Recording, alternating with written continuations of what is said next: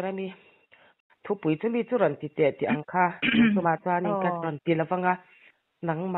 nangma a pathian thu thleng I vei zong kanuna chu mi chu a oma I ti mo a khati ang kha I nei ani chuan in khami kha I du ti me yang khami a inuna choi I chak I lo vei ang kha nangman puni ti ang angin tun tum chu min han sei sak te che tro ole kalome mani kandil ruwa han vei hi kan nga ve ma se kan soi thiam hlei lawa tun tuma tan ro chuanin thing le ring tu nun ti te hi karil ruwa oma mo van lai le ring tu nun ti te ring tu te hian leilunga pathian thil siama hian an lo pathian ina an zia ada na hian ring tu ten zir tur hi kan lo nga me mo su te su karil ruwa oma thing le ring tu nun ti kha ka thu pu ya ni se amma sa in pathian thu cher ka duwa sam som kwa pani na chang som pani thu hi kan chiarang mo chuan kan sei ngal mul me don ya sam som kwa pani na chang som pani thu hi kan chiarang e misel chu tum angin adwa hlwa anga Lebanon tlang sidar thing angin athang wa kang lalpa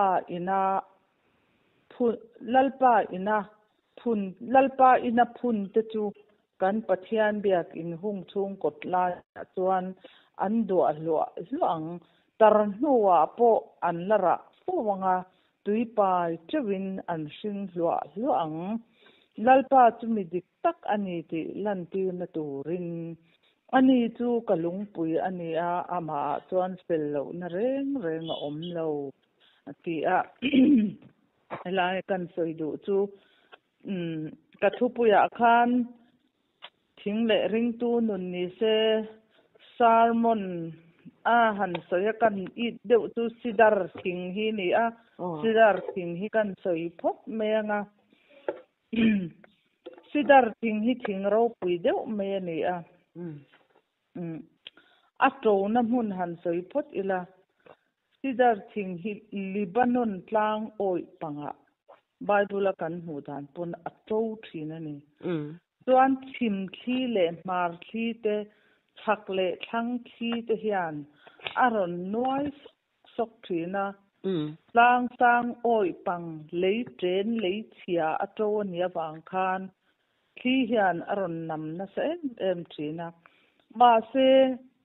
chu thing chu thi ina anem na sat pu le chim thi le mar thi chak le thang thi ina aron nam na sat pu le zung akai het thina ni chuan zung a in siam tol ti khan ang net tol tola lei cheta ka tro ni ma se nget mina tro thina chu chuan kan nuna hian en ti ro pui deuh mai hi anein ka sia ke ni ring tu te po hi he khovela chuan kan chen na khovel hi lei cheta mun ni ma se chim khi le mar khi chak le thlang khi ina anwai thin ang khan ke ni ring tu te po hi swalin se om na cho te mang an na cho ten min ron nuai sok mai tin dam chung kho sak kan ngai to a le bar nun kan ngai to na wang te hian kan nun te hi are thei thina kan tap vong faswal ne awang te chung ko buai tak in le lawa te mo kan ei zon na kong tin renga mang an na buai na alo thlen hian ring tu dik tak te chu zung kan ka sidar thing ina atro na huna chiat ang aya zung akai hetang khan keini po in khatyang khi mang an na khi buai na khi alo tle ve le a Krista a zung kan kai he sau chuan kan phong do lovani ti kha sidar thing tro na mun hian ring tu te nun a en tirin ka sia a ti chuan pahni na ta na chuan a than da na ni ta sidar thing hi thing thang du em me ni a than hi a tha em a chuan fit khat a than chuan pon lama fit khat a than chuan chung ril lama fit khat a thang thin chu tiang chu a than da na ni a ke ni ring tu te po hi pon lam khovel sual le buai na tam tak hian min nek thin ma sela mu thaya kan krista kan nei na chu mu thaya kan bula kan che vela om te ta na mu thaya kristan nun kan tar chua chuan mu thei lo a kristan min lo phun het deuh dewa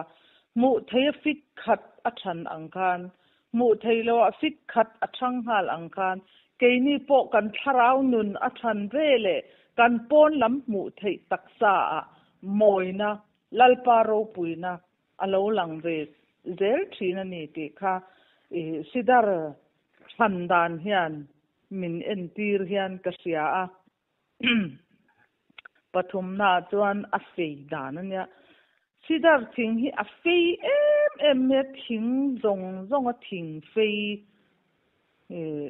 a stoi ani a chim thi le mar thi in a ron noi sok po kan atliak ve mei lo re a fei tak mai ni chu tiang che chuan ke ni po hi sual le boy na tam takina min ron nan awanga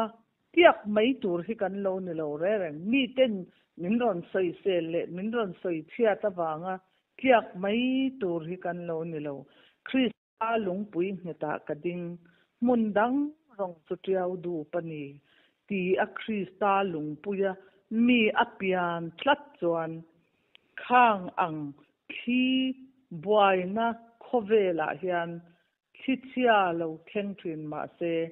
anam thuve ngai lowa nget takin ading tlat thina ama khan tlona a om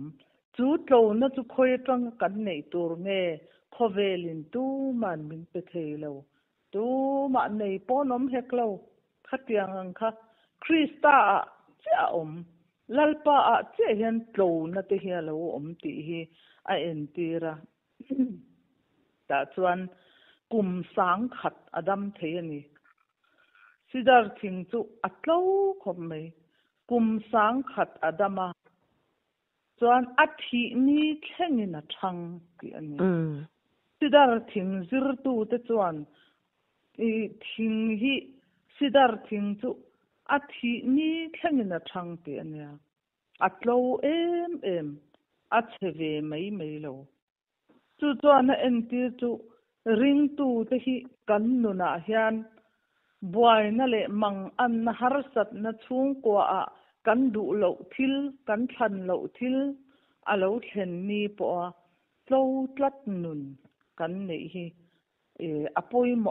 em chu sidar thing a kan zir chua tu ni in ka sia a thi ni thenga a thang ang hian ring tu te po hi chol re na op thei lo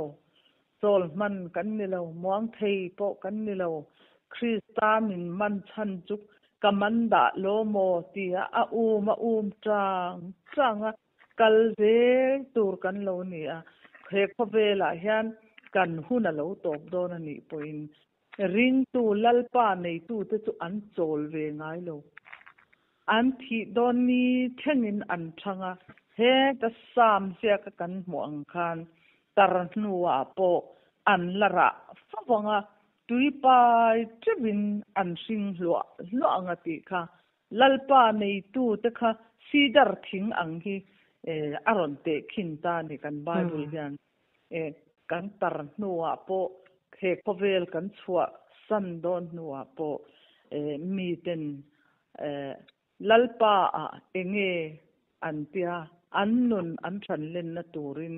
pathian thu chatak an eya an thi ni thengin an lo thanga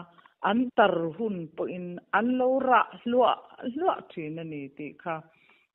sidar thing hian min zir tirin ka sia a tin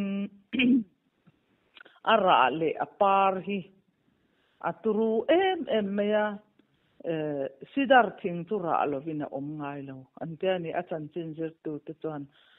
ra lovina ngai lova ra thei tu ra alo puitlin to hnuwa chuan kum tinin ara chin tin ara alo par hian apar rong hi a in thak thina chuan atopa alo ra ara alo min ta a ara alo min khan leya te tla a ti chuan leya atla chu satin reng te khan local khoma chu sidar thing ra min to wai tui tak mai chu an ron e thina puar nan an man mai ba ka kha sidar thing ra an e khan an pa na tan te lo dama an ru tlia ka tan te lo dama dam nan an lo mang thina ni voinia po hian ke ni ring tu te nun hi aron phok chiang hle in ka sia kan ra lo ngai tur ani lo lali so krista nei tu te chu bel chian kan dol tur ani mi ten kan du lo dan de wa min ron ti pon ama hian isua o omani he mi a hian mu ka nei ni min an ron ti theina turin kha sidar thing kha alo para alo ra ara tla churam satam taktena an tlan ang khan krista nei tu lalpa nei tu tak tak te chuan kan nun hi bel chian do langa chu mi kan ra chuak chu kan thenom khoveng kan u le naw ten mangai na ten alo ra anga do thei na ten alo ra anga ngil nei na te khatiang khan alo ra kan thenom khoveng kan u le naw kan tu le kan fa ten chu keima ni ara chu an ron e don ani chuan sidar thing ra chu ram sa ten an han tlana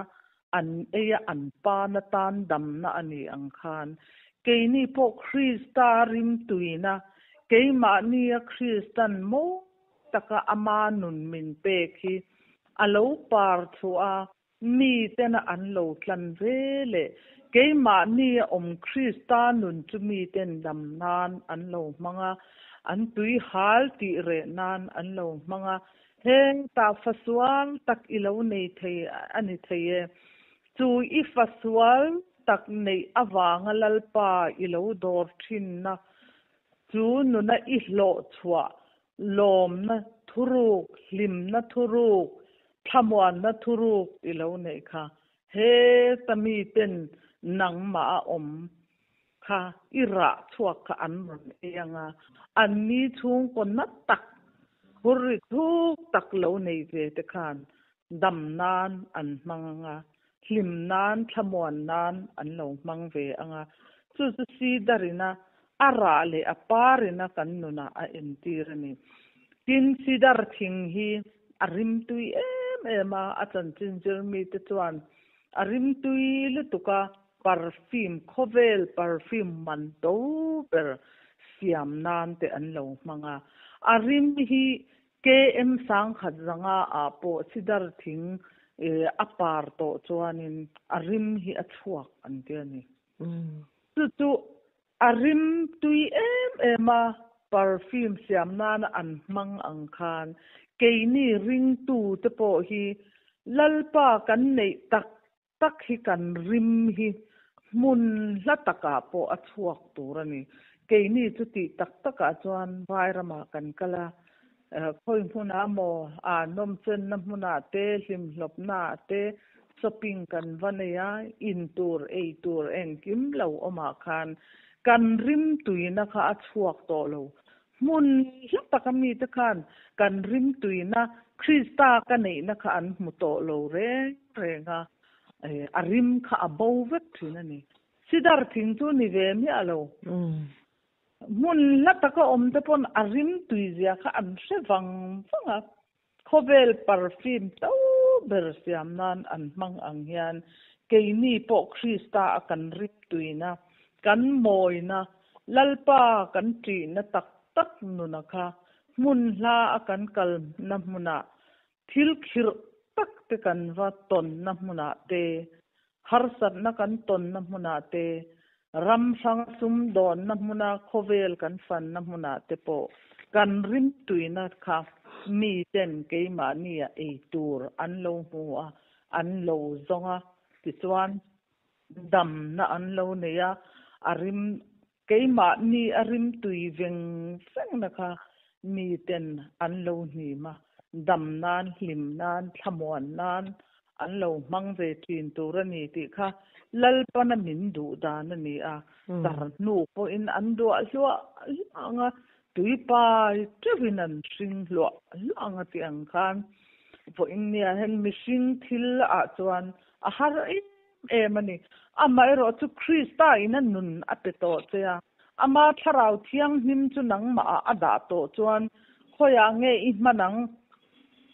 pathian chu ka sia lom ti ringot in isiat na ringot kha mi manang nilove I man chuan tur chu ani du lo em line an ket tul na tu khan aron fia don te ni chu ti ang chuan rin omangai em na hmuna khan aron fia don te ni rim tu yem nim tla ki ni em ti kha lalpa hian mi te hi a fia fo thin kan ti kha fia na tok lo ring tu a thei lo keima ni kan nun nei min fia fo thin lalpa hian fia na pal tlang lo re reng su ring tu pui thinga a hu ngai lo fia nan pal tlang deuh zakani chuwan chuan hnim a te hian min han te khin ro pui zia chu hlo bet te ran te khina Jeremia bung som pasari chang ria ta te khan han chiar ila aron soi na sem emani enge kolum lo thleng po hlau lo ra chua thul chuang lo ati nun te hi aro pui hi kati theng nun te hi o Jeremia bung som pasari thu te hi thale ra nim buk to ri re ang ani a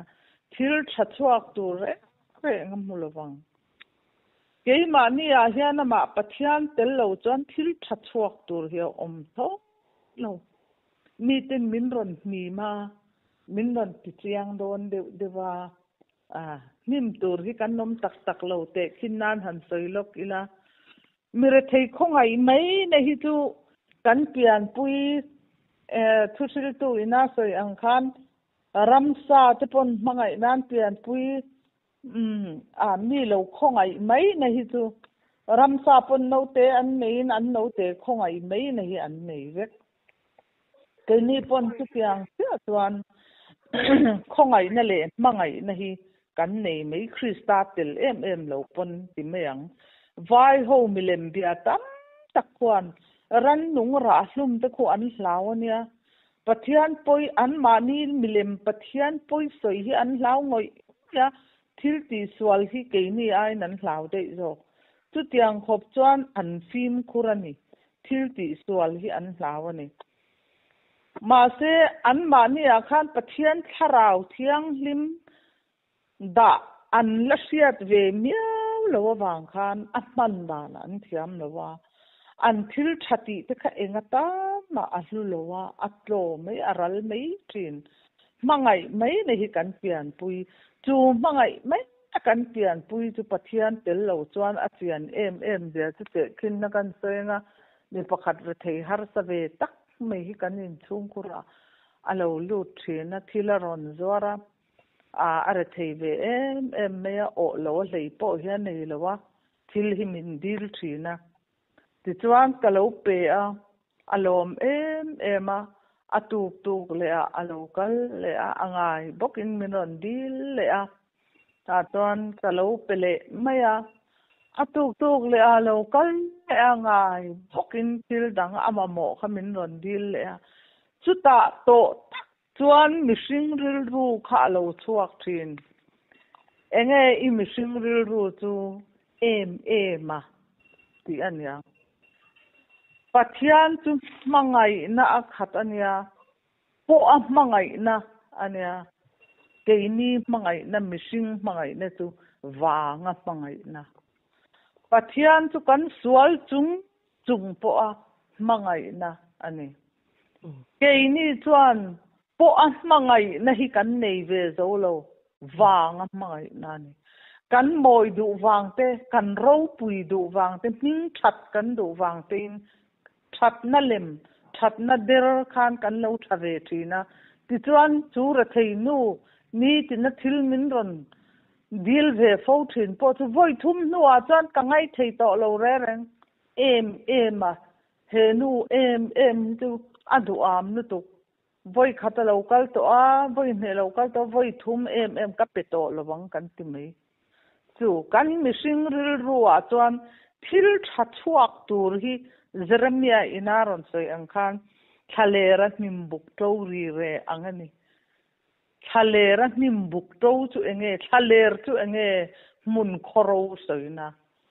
thil eng ma to thei lo na thil duale moi taka pakhat ma mu tur om lo na mun thaler munani chu tiang chia chu pathianin kan mihring hau nun hi chu ani eng ma thil thathuak tur po om lo an ma ni len ma ni thiam an in chan tir tura achang le thiam an in chan tira achang le thiam lo an in chan tir thula ti ang vel mei kha kan nia chu mihring nun ho zia chu Jeremia hian aron soi chua tumani a nim aron te khina thalera nim buk to ri re angani thalera nimalo to ve a ni alo tlang sanga ni alo tlan san chuan thaler ni na tui om to lo na mun ni na chu alo ro tlai lama phei chuan a na do re mu tu rom to lo khatiang ang kha kan ni thaler nim buk to min te kin na chan chu keima ni a hian mo missing thave ni kan in riat te selve ni kan in riat na te mangai na nei ve ni kan in riat te hi chu wang mangai na alo ni mai thin chu wang chuan kan mangai ni hilal pa tel lo chuan eng alo ni tak lo mi kan va khongai na po hi e chapo nan bak kan mang lo taka chuan Krista tel lo chuan em kan ti zong kha ato pa lo chua kan thin ma se pathian chuan khanu thil ron gil fo thin che mang angaron thulut fo thina khan inun kha fia lom nang le ke hi min fia thina lom eng tin nge alo chan mira thei chu chin ji nga nom nga kum kho inan nom do na tia eng tin nge mira thei te ne na khan inun zia iche zia itong kam I hoi her mangai na takin ilo mangai nge inei nge nei lo ti kha aron fia che ni kha chu wang chuan mangai na chuan tling kha lom agape pathian mangai na agape tak kha ke ma ni a hian kan nei thei lo maro chu pathian tharau thiang hlima tangin kan nei thei awangin thingbul tina sei pui anda to ati ang khan ada ta ati ang khan keima ni a hian sual ki thuk na sual hi alo lor ho hoi ti han aron dok zok thin ani am chak te du am te aron dok zok thin khang kha a om don lo ti lo a om don khoweli om thung dong chuan khang sual kha nangma hian ni tin zan tin hian aron lor zok don kha engtin nge ilo then fai thinang khan him kha sual lo lor zok kha Christian aki thlung na tur sei pui mitin ne na tharau thiang lim sei pui min pe chu tharau thiang lim mang chuan keima ni mi zia sual lo chuak thin ngai dan agenda thatak takron siam lung song thin hi aki thuk zel lo ngaya chu ta pathian tharau ne na mi in kha lo lor thina kha alo ki thuk chuan lom na soi le thei lo thamuan na soi le thei lo in chapo na om to lovin mi te khongai tak na mi te lai na tak na a hruai lu ta pek turi lo nei to lo ani po in musi thau lovin hei pek tur ka nei to lo chi a tun trumatan chuan kha bak chu eng ma ka nei lo ka nei le huna o ka nei le huna I lo kal le don nia ti tong kam thatak kha kan mishing pui te hne na kan thla tur chu ani ma se pathian tel lo chuan kan lo ti hret mai ni iwa zak thei lo ve iwa huai ve voyeng za nge hetia mi ron ti to ingam pa ni hi zong thanga ni hi ti zong kha mishing lam chua ka ni awangin pathianin kan nun hi a chhelu tuka thalera hnim buk to ri re ang min ron te khina amaro chu khata tak khan ama nun kan lo nei chuan pathianin tihian ron ti ni kha Jeremia a khan kan mu veka kholum lo thleng po hlau lo ra chua chuang lo ang hi ani ati kha chu nun chu kan nei chua theina turin hnim buk kha thalera hnim buk to kha min ron te khina ra chua thul chuang lo ti omjia chu itra vong swalina ifanu in ifapa in inupui ipasalin ati tra vong ni zakhan isum tam tak itan vong ni khan ra chua thul lova lalpa atluta lalpa engatinge he keima heti hian lo thenga engtinge kati ang kating fel thiam lo ma ni tin fel thiam lo thil lo thleng hi atam thin khop mai kan nuna hen ke po ka nga lutuk ka tin fel thiam lo thila lo thlen hian ka trong trai top zela trap napin bok khupin le ya te hian ka trap ka trong trai ya ma se mak tak hian pathian tharau thiang lim hian min ron chok thina min ron thamwan thina ara chua thul chuang si lo ang hi ni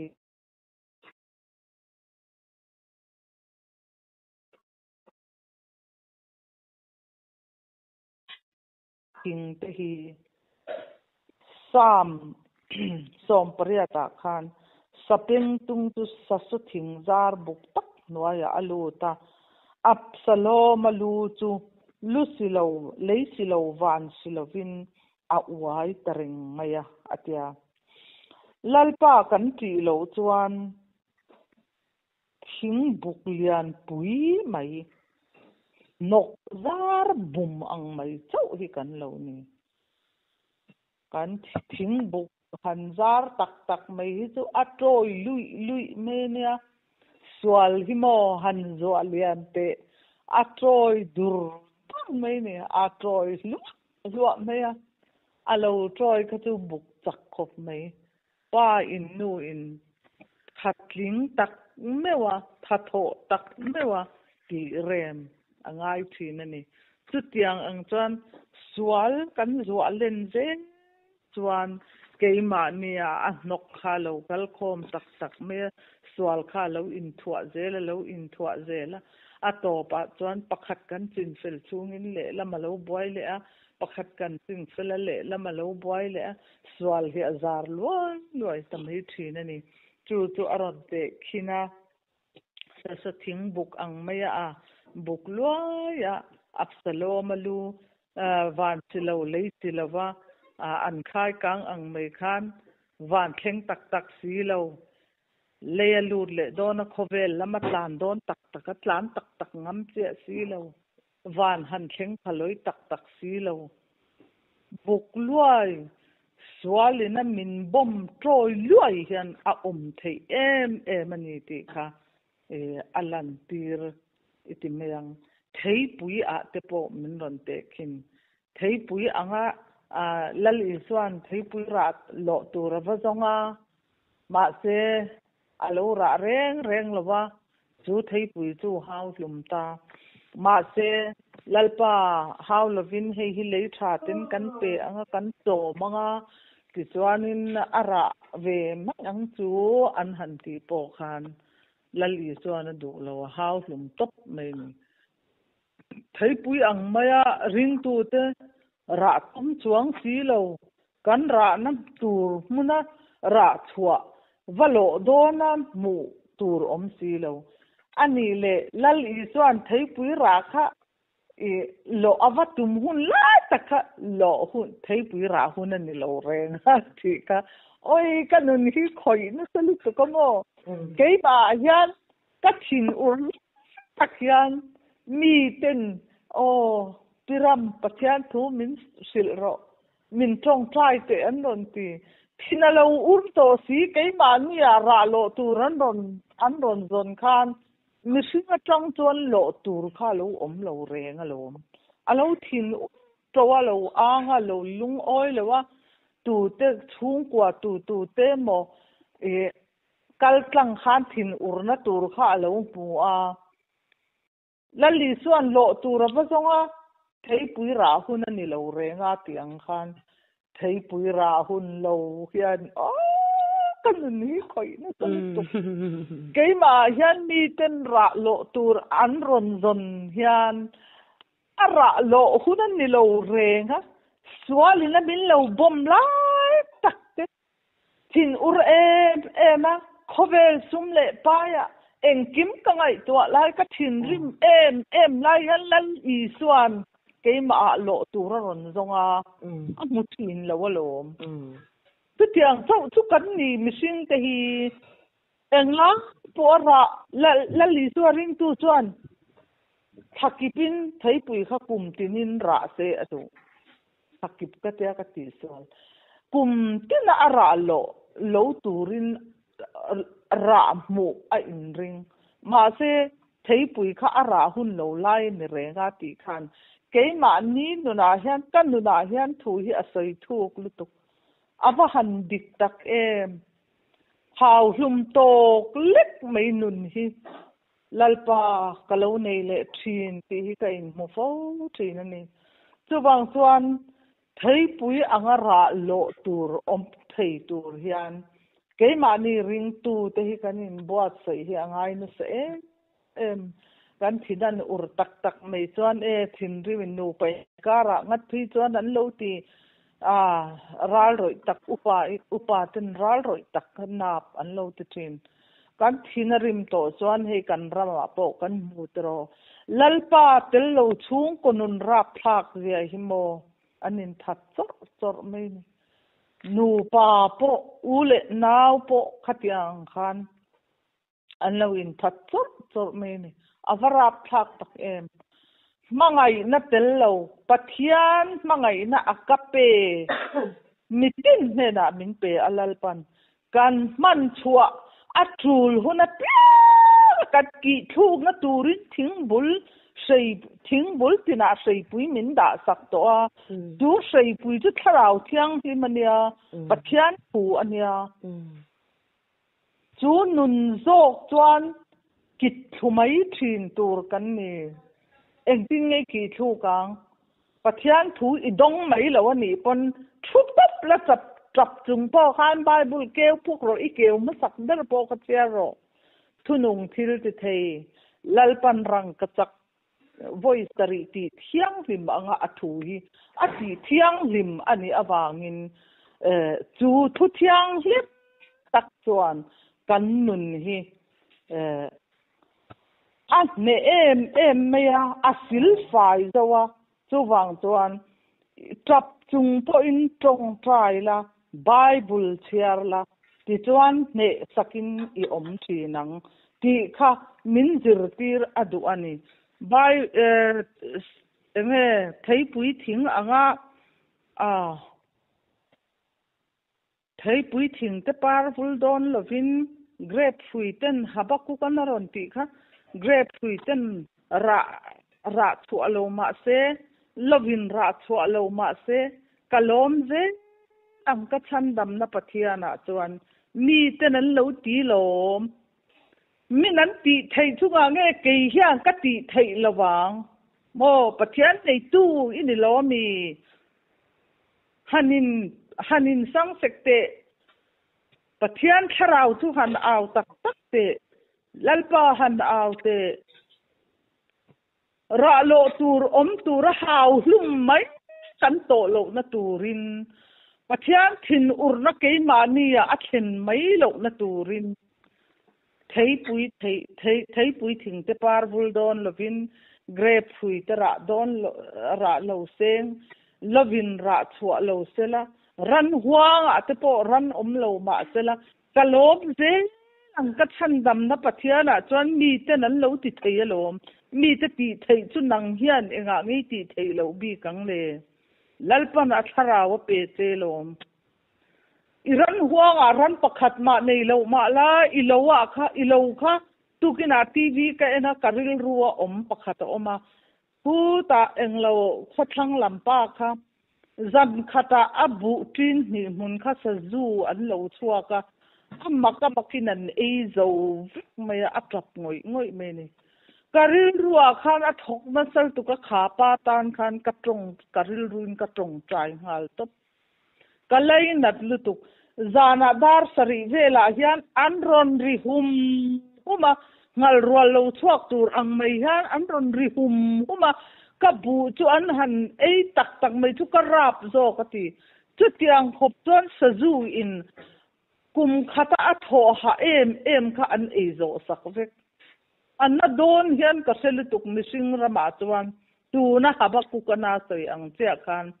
ran huanga te ran lo sela lovin ra chua don lo su sela kalom je lang ti theinun khamo le lama mol le lama lalpa han bia sela lalpa ne na han thlen sela lalpa he kabu an e zo mai ti ngai na reng ka selo ti in pathian ne na trap tungina ma nun kha hanin salendar tak sela tlang lama te khian mi hau satlang wal pakhat tong trai na ang mai khan tlang lama te khian ka mit ka len thobanga khoi lama mi nge mi tran pui na tur lo thengang mi tran pui na tur chu lei lalpa lei le van siam tu ne na mi lo thengang ti kha kan buna hian alo dik thina ni lei le van siam tu chuan adu te hi chu kan soi fo thin to ang khan adu chu atiro puya adu chu atitlom pachia te chu ek durata choi ka nga mirethei te chu vai buta ta kai pho thin chu nun nei tu tak ni tur chuan lom lalpa hian mi te hi min fia thin kan ni mal kan ni tin nun hi hun nuanga khovel puya fia na tur hi chu a san kei mani mi mal nun ni te na min fia na tur po hi a san a chu kan thiar thiam te po hi ngai fia na re hi khovel hun top chaw lo thleng tura ngai lo tur ni tin kan nuna hian min fia vek kan nuna hian min fia na salutuk thei pui thing ra lo ang maya he ta tu te na mon than tlang po tu te na mo hei hi chu ko san rong bol tu nia ti hi chuan ti lo ram te lalpa an chung ko a thil thleng hi apui mai hetia ang hi chu an din hun ne na ngai to hian ti a dil sak ngoi po pathian thin ur lo thleng hiaw mani chu ti anga hau hlum kan ni lo na turin pathianin thei pui kunga hian zir ro u min ti thei pui ra a te kan zir apoi mo em chu ra chua nge kan nun thei na turin zakapa tui in chu an tui hang le thin kan ne na pathian ne na mi tui in tu te chu chatwa ne nan tui hal to lowang ati ang khan zakapa tui chun chwa in tu te chu an tui hal le thin he khovel zakapa chu bum tu he khovel thil tam tak kan du em hi chu kan nun bum tu alo ni fo mai ni chu kan du em hi ati tlap box sia kan tha phal lo te hi ni thin sia chu chuan min bum fo thin an ti chu chuan ti khal na ti tak taka chuan khovel thil hi chu hlim na hi vazong tak te nom chen na huna vakal te zan khatui nuam bia mai thei atu ka chuan atin chwa tur chu ta na le poisa khoral na le lungai na zuwa in chin te him na vazong te ato pa chuan izungol vei chuan i taksa a i le thuna zu i in to longa zu ina i taksa a in let ve tak kuna chuan mo ra vong ru chuk tua na zong na sup sup chung te na enga ma an ngai si lo an mu si tle si soi ngam si lawa chung ri lam mangai na dong to si lo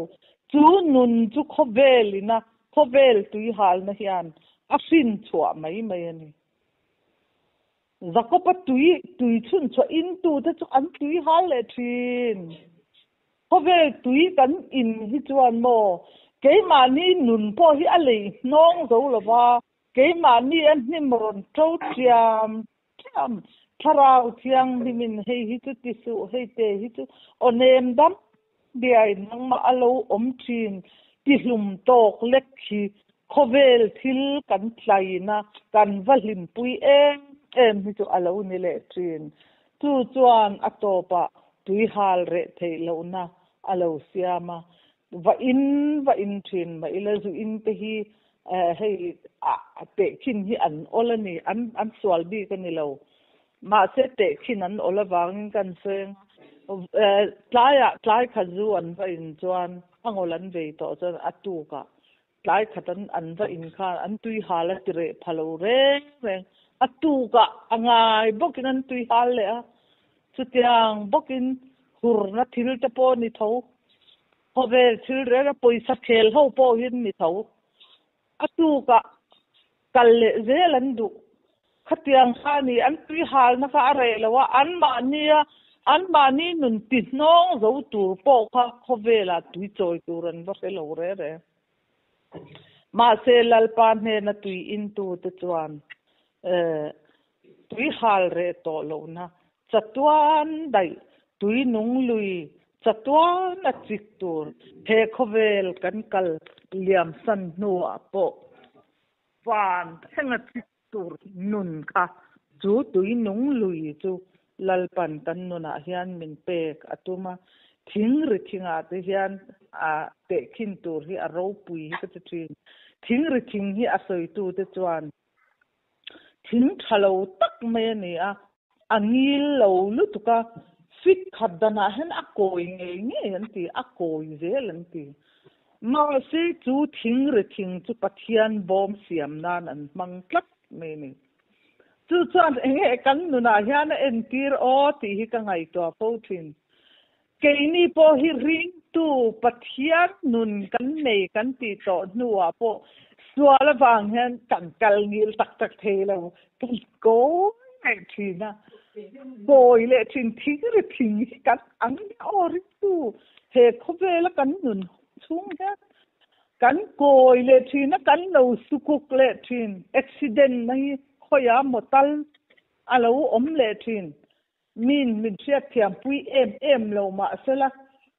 lang em lo ma ila ring tunun hi alo koi le thin alo boy le thin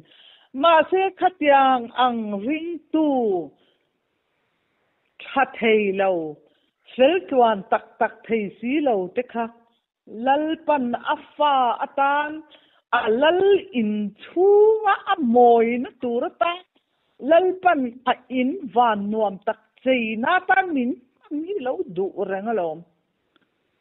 chu ni ro pui hi ti thin thing re thing chu pathian bom siam nan an manga lal in chei moi nan ten lo mang thin voinia hian ke ni mi bol hlo thin che swal thin tidik lo le thin dot soi le thin hel mang thin lung puthin koi le thin hi lal ina lal chei moi na turatan lalpa bom lalpa in anun thiang lim lutuk atharau thiang lim hlut tak mai chen nan min lo thang zunia thing ri thing hi kan angasin pathian bom siam nan an mang ang khan a koi la yan paya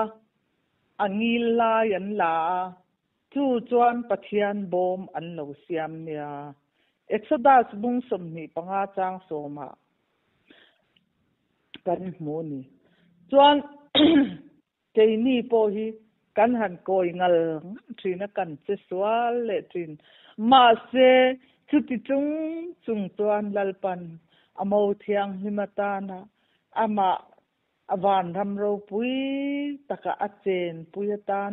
lal in chung ama in chung chei moi na tan lal pan he le ya po tu mi bol hlo ne na chuan tharau thiang him nun hlu tak sual pol ve lo te kha aron da thina kanun khal ngil tu tur akoi lai han tingil le thin tu tur tan lalpan asman du kan ni thawang hian aron mang thina ni min lo chei le thina athu te hian min lo chei le thina an hne na kan ho hun po ama ti moi tu tur a in thiang lim chei tu tur ta na lalpan min lo mang thin alo ni ti te olive thing te hi o thing thi har mania sia ka nga ro pui si olive friak te hi khovela chuan safiak man to berani atui mani thisen sang le zum thum tan ti hian athalu tu kan te ani olive ra in siak anei ang hian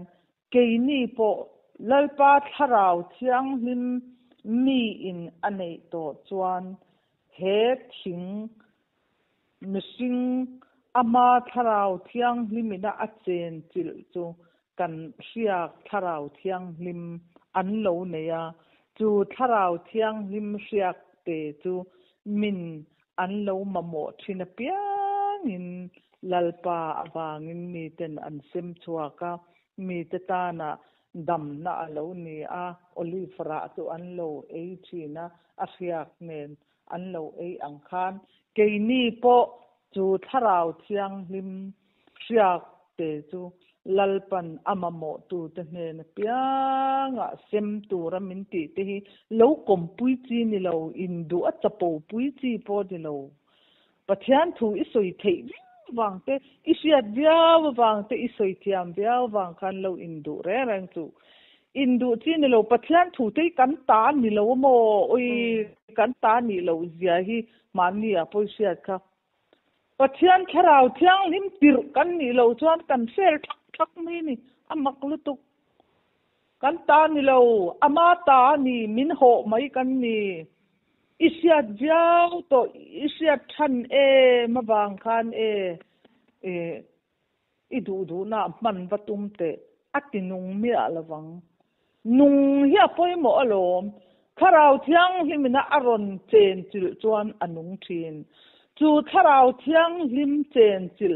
nung tak chumi te tan ei tur in tur zir tur siat tur mi te tana dam chu a siat tlak nun kha alo pe chuak zok thina ni ti te ka kan nuna hian kan zir chua hi angai min ka sia a thing a thinga hian lal I suwa hian min lo zir tir na tal tuk ti hi keima chuan a om thina luang khi them ngin han ti te hi thingkung het lo luang khi them ngin luang khi chu thing het lo lu tuk mai ania thi alo na teu changa pianga aneng an tlu du ne perin phai zo la po a bok hian an tlu phei do mai ni lalpa nei tu nun het kan nei lo chuan luang khi min lo te khin te hi avan dik har sat na le mang an na cho se om na cho lungai na cho kan tur aron chop ve chang lo thlenin kan tlu stop no kai din zo lo khop mang an na kan nei lom ka hun ton hi a hau takani tong ve ule chu dang ni po eng ma in ni bik lowang te hi kan han in tita ani lo luang thi min lo te khin te hian o ka van het lo ve karin na hi lo het wak lo ni mo luang thi hi ti mai tur luang thi them hin ang leka nget lo nging dul mai khi ina anam po a nam po dol lo voi khat thi te po dol lo ang mai nun kan ne ang ti hilal pan ahlau ema tui pui suhla te hi kan ngai to tin o he khovel kan han hoi ve lamo lalpa tharau thiang hi min han pol tak tak chuan engkim ei hi alo thavek mai ti hla ang mai hian o tui pui suhla te hi tui luang kianga thing phun an ti chu tui pui suhla a chuanin tui pui lui kama ding ane mo chu chuan kholum alo thlen po in angai rengin tui pui suhla chuan om trin classical alo thlen po in a om ngai rengin a om trin khwa lo lum po in fura lo ni po in tui pui suhla ami chu angai rengin a om trin khatiang ang khalom kan nun nei turin min lo ti le khwa lo lum po in alo vo po in tha lo sika khwa lo vot ngoi ngia tui alo tlema khatiang rong a khan ama tharau thiang nim ne na dang lam ve ngai lo nun kan nei the na tur le ni tina kan in zir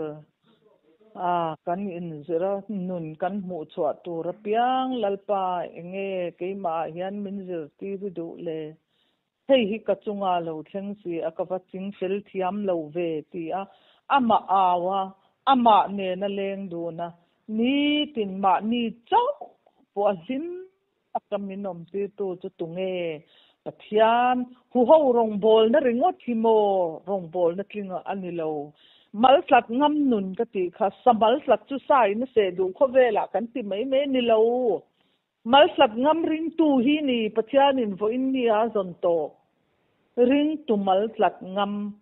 ma ni chau po oma dang lam ve to ngai lo tui pui su lang che kan ni the na tu rin lal pan kan nun hi buat sai min buat sai hi atum ka ta ni ti kha ka soi chak ma ka soi thiam lo mai ro chu ke ma aril ru a khat liam pathian thu he khovela kan mu thei mai kan no na min zir tir du anei ke maril ru alo om thin ania chu te chu han soi ri ka chak em ma chu nia soi ri chak tu ka nga mai ma se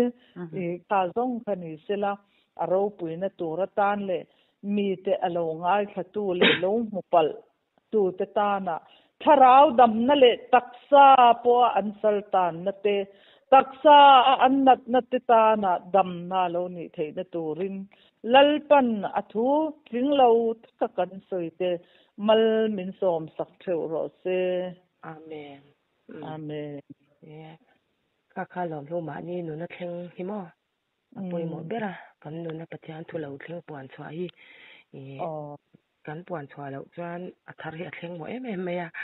chu wang chanin ke ma ni nu na pathian thu lo thleng te kan puan chwa kan athar lo thleng zel ani chu wang chan aro pui le me karmon te bo inia kun thatak me kan han nei le theya alom ka tia kun le pika po lalpan re mati ni chuanin thu sei tu re lo in ba sai le lamo he ka shitlang lu to ka tong lei thei lawa i thu sei lai po ka lo ti lei thei to lo ni chu te tang te chu ni dan hun thatak me min te ka wangin ka lom le tuk ane ke ko ka lo me lalpan mal som je charo se ole amen